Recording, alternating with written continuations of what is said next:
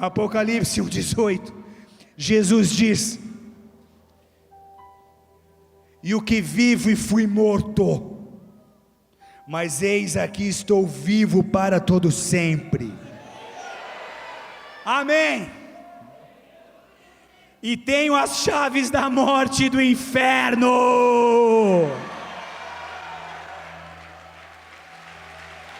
A festa estava só começando. Não haverá ninguém para ferir a nossa cabeça. Só que Satanás não entendeu que a própria cruz seria o instrumento usado para ferir o seu crânio.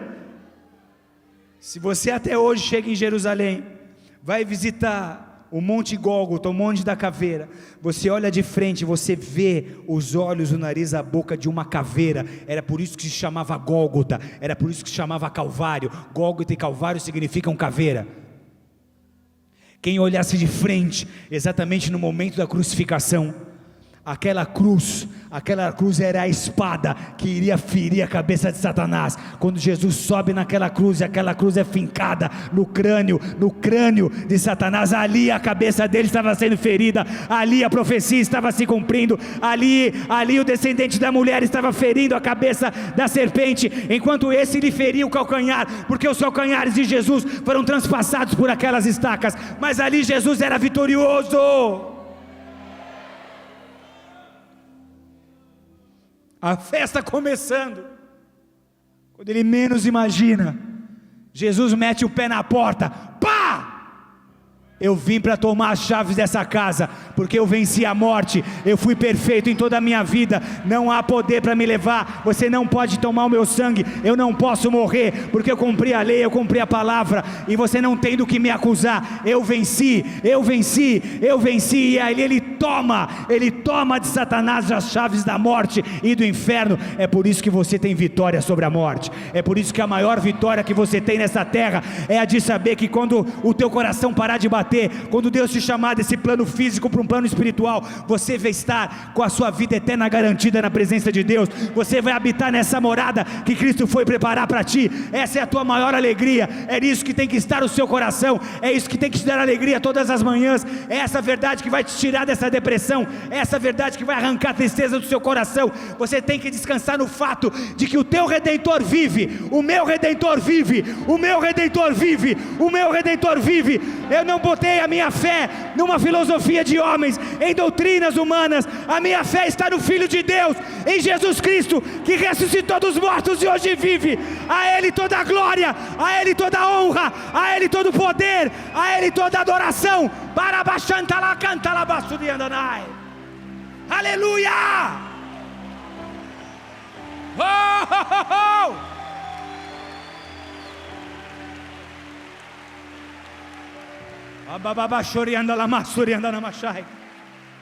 Ele desceu ao inferno, ele invadiu a festa. Onde é que está isso na Bíblia? Mateus 12:40, porque assim como esteve Jonas 3 dias e 3 noites no ventre do grande peixe, assim o Filho do Homem estará 3 dias e 3 noites no coração da terra. 3 dias e 3 noites ele invadiu o inferno, para resgatar aqueles que estavam ali, que eram dele. Porque antes de Cristo viveu Abraão, viveu Moisés, e viveram aqueles que foram justificados pela sua fé. Nesses 3 dias Jesus desce ali para resgatar aqueles que eram dele. O que Jesus foi fazer no inferno? A resposta é clara: ele foi tomar o poder da morte, ele foi tomar o poder das trevas, porque assim a igreja poderia, exatamente nessa fase, andar no mesmo nível de autoridade que ele. Você não tem o que temer, você nasceu de novo, sobre você é a marca do sangue do Cordeiro, o maligno não te toca, ele não te toca, ele não te toca.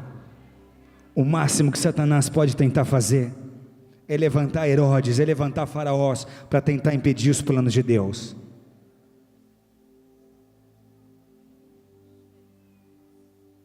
A igreja tem que estar preparada para a perseguição que vem daqui para frente no globo terrestre.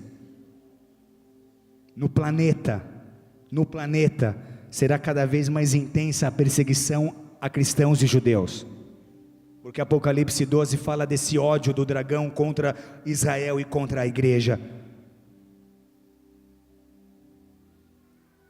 Só que ali Jesus venceu. Quando os guardas colocaram aquela coroa de espinhos em Jesus, eles, sem saber, estavam sendo usados profeticamente, estavam contribuindo para uma confirmação profética, pois era costume antigo que numa batalha, numa guerra, quando reinos guerreavam, era costume que o rei vitorioso usasse a coroa do rei derrotado. Sabe de quem era aquela coroa de espinhos? Ela não era de Jesus. Gênesis 3,18, quando Deus amaldiçoa a terra por causa do pecado, Ele diz: ela te produzirá espinhos e abrolhos. Essa coroa era de Satanás. Essa coroa era a coroa da maldição, essa coroa era a coroa de espinhos. Então até ali, quando acharam que estavam judiando de Jesus, na verdade ele estava usando a coroa do rei que ele venceu, do rei que ele venceu, do príncipe das trevas. Aplauda forte ao Senhor, porque Ele é santo, Ele é Deus.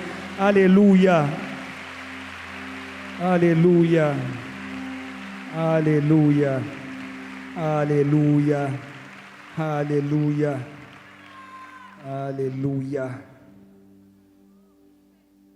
Essa guerra já tem vencedor, e o nome dele é Jesus Cristo de Nazaré. Ele ressuscitou, ele iniciou a igreja, a extensão do seu próprio ministério na terra. Ele foi recebido nos céus, ele está sentado à destra do Pai. E agora ele aparece a João no livro de Apocalipse, dizendo: eu sou o alfa e o ômega, o princípio e o fim, diz o Senhor que é, que era e que há de vir, o Todo-Poderoso, o Todo-Poderoso, o Todo-Poderoso. Ele é o alfa e o ômega, Ele é o princípio e o fim. E o que está previsto, amados?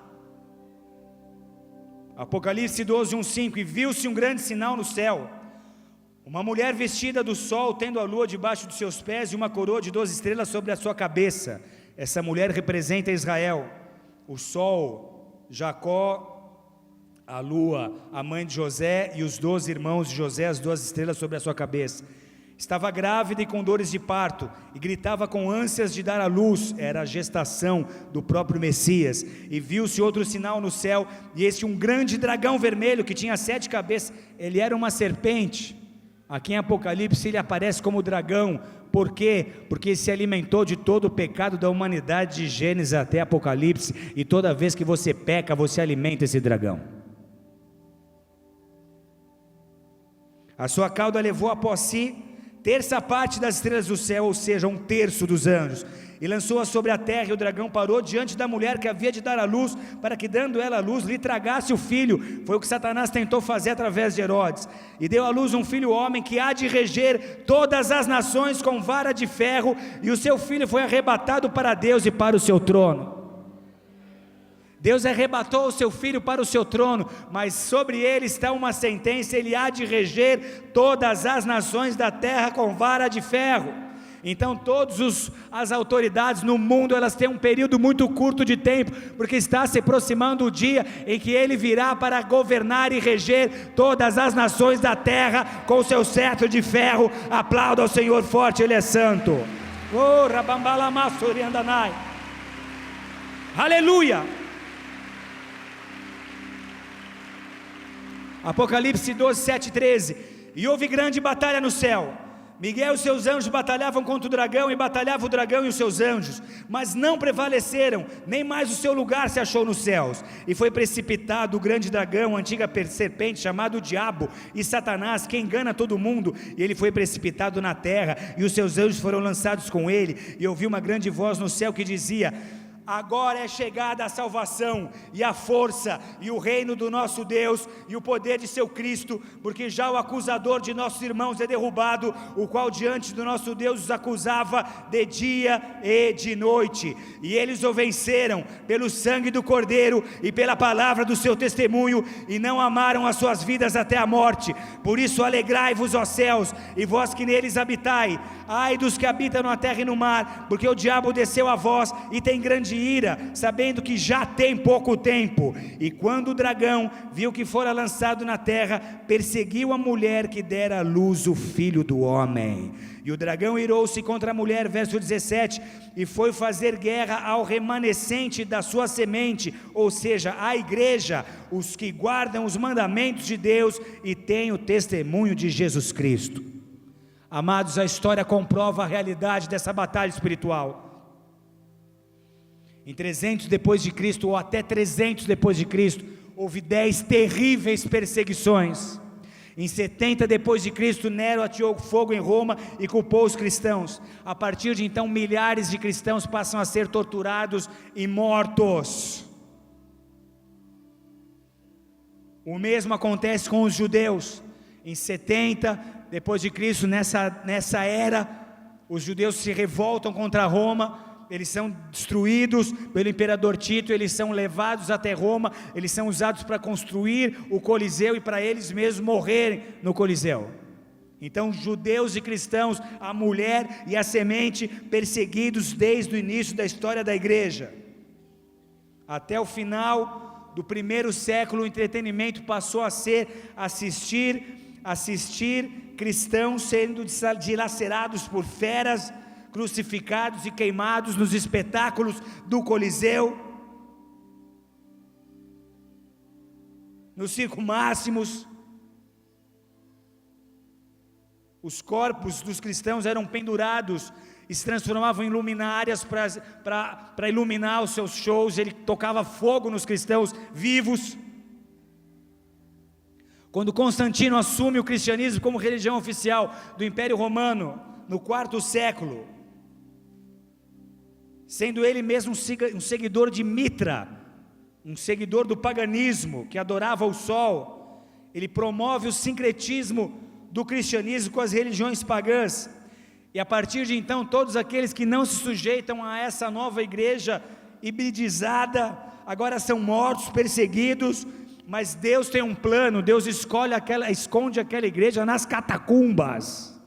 Então Satanás está dizendo: feriu a minha cabeça, mas agora esse evangelho não vai ser promovido, não vai ser divulgado, as nações da terra não vão conhecer essa verdade, vamos persegui-los, vamos matá-los. E quando em Roma está havendo essa carneficina, ao mesmo tempo nas catacumbas romanas, em lugares subterrâneos, a igreja se reunia para orar, a igreja se reunia para sobreviver, a igreja se reunia para buscar Deus. E é por isso que hoje nós temos aqui acesso ao evangelho. Aplauda forte ao Senhor, porque Ele é santo, porque Ele é Deus. Muitos cristãos pagaram preço de sangue para que nós pudéssemos ter acesso ao evangelho. Por isso, valorize o teu evangelho. Brutalmente, cristãos e judeus foram mortos na Idade Média através da Inquisição, das cruzadas,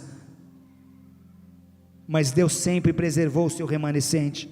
Milhões de judeus e cristãos foram perseguidos desde então e assassinados pelo extremismo islâmico, pelo nazismo de Hitler, pelo comunismo de Marx, de Stalin, de Lenin. O que todas essas religiões têm em comum? Porque comunismo para mim é uma religião, assim como era o nazismo. Todas elas, como o extremismo islâmico, perseguem e matam judeus e cristãos. Em que contexto nós estamos inseridos? As armas que Satanás vai usar daqui para frente serão extremismo islâmico e o comunismo de verdade. Porque um comunista verdadeiro, ele odeia a Deus. Um marxista de verdade, que estudou Marx de verdade, não só lendo O Capital, mas lendo todas as obras de Marx, ele sabe que Marx não era ateu. Marx tinha um sonho de derrubar Deus do seu paraíso. Onde nós estamos inseridos?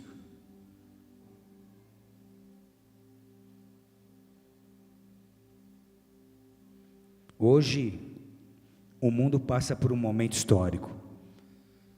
Todos os acontecimentos estão sinalizando o levantar-se do anticristo, como a Bíblia nos aponta. O sonho de Satanás é governar num mundo em que ele seja adorado e as pessoas tenham se esquecido do seu Criador.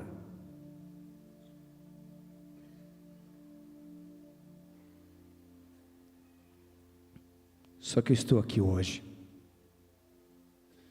para te dizer que você precisa descansar na soberania do seu Criador, porque da mesma forma que Ele livrou o seu povo e a igreja, em todos esses momentos históricos nessa guerra, Ele já tem para ti preservado um escape.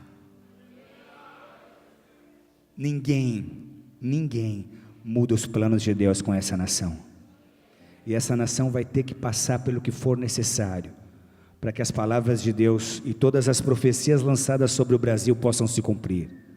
Essas profecias dizem que o Brasil será o celeiro espiritual das nações, que o Brasil vai enviar missionários para os 4 cantos dessa terra, que o Brasil será um lugar de avivamento. Então não importa como Satanás esteja mexendo os seus botões, os seus peões, as suas peças, para entender que aí é um checkmate. Deus tem um movimento surpreendente, Deus tem também o seu trabalhar, Deus também está levantando os seus, Deus também está despertando uma geração que não se curva aos falsos deuses, que não se dobra, que não aceita se perverter, que não negocia os seus valores, que não negocia os seus princípios, e se necessário for, uma geração que perde a cabeça, mas não nega o senhorio de Jesus Cristo. E se nós tivermos que ir para a forca, e se nós tivermos que perder a nossa cabeça pelo evangelho do nosso Senhor, isso será para nós a maior honra. Aplauda o Senhor, porque Ele é Deus e não há outro.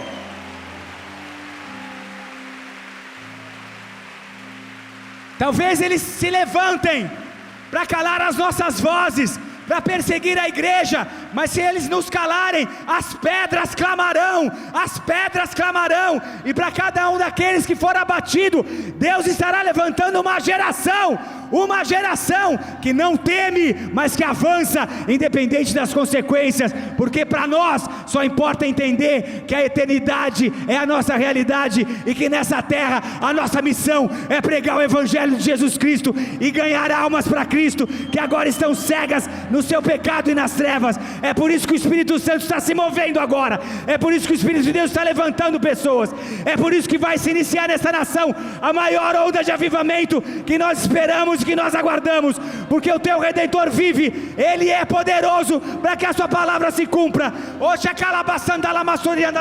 À medida que esse mal se levanta, o nível de unção, o nível de autoridade, o nível de sobrenaturalidade também será cada vez maior, cada vez maior, cada vez maior. A unção à tua disposição, igreja, a autoridade à sua disposição, a dons à sua disposição. Não dorme, não é hora de estar dormindo. Desperta que tu, desperta tu que dormes, e Cristo te iluminará. Desperta tu que dormes, e Cristo te iluminará. Se quente ou frio, não seja morno, porque os mornos serão vomitados de sua boca. Levanta a tua espada, levanta a tua voz, porque essa é a hora, é para essa hora que Ele te chamou, é para essa hora que Ele te forjou. Não é hora de retroceder, não é hora de se intimidar, é hora de avançar, crendo que Ele é o Rei dos Reis e o Senhor dos Senhores, e que um dia todo joelho se dobrará e toda língua confessará que Ele é o Senhor, que Ele é o Senhor, que Ele é o Senhor. Aplauda o Senhor, igreja. Canta